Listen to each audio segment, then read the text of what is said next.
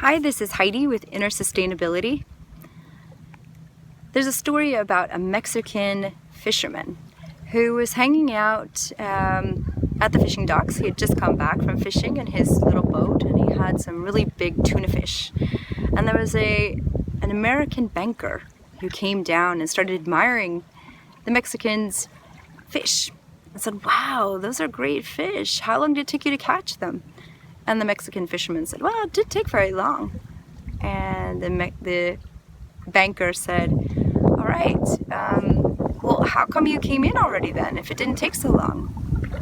"Well, because, it's enough to feed my family, take care of my needs." And the American banker asked the Mexican, "So what do you do then with all your extra time instead of being out fishing?"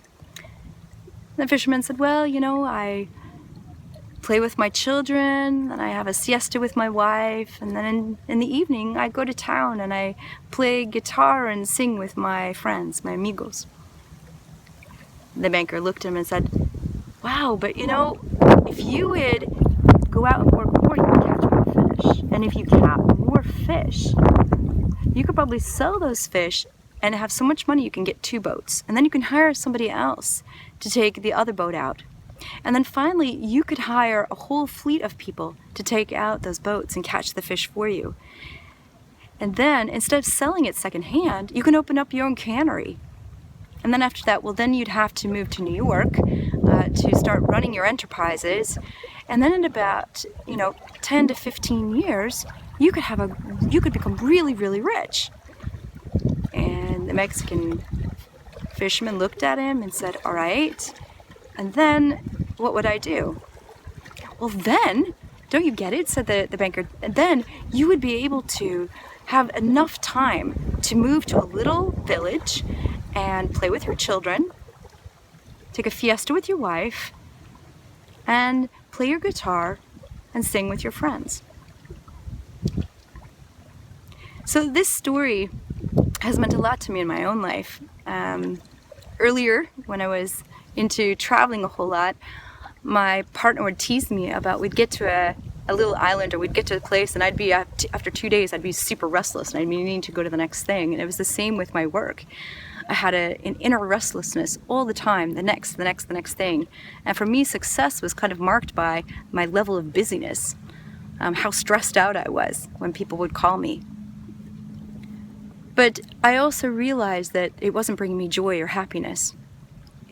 And because meaning and happiness is the most important thing in my life, I started to really look at what brings real happiness. What can I do to make a difference?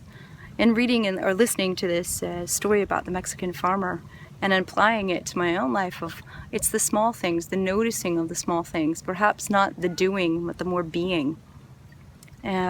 So an example of how I've used that in my own life is I just I'm on an island out in the archipelago. It's really beautiful out here. And I just spent 3 days paddling, kayaking with my husband, and really being able to take in the beauty. And when it wasn't beautiful, when it was overcast, like this morning, it was overcast for a few hours and we thought it was going to pour a storm, being able to meet it in the now. Instead of going into stories about how it possibly wasn't going to, it was going to be bad weather or scary, just really being present with what was and noticing the beauty of that. This helps me to create more meaning in my life. It helps me to enjoy my life more. So I hope that you also can feel inspired to look at your own life. Are you living your life like the banker or like the Mexican fisherman? And what specific steps can you take towards living your life more authentically, with more joy, with more meaning? So good luck.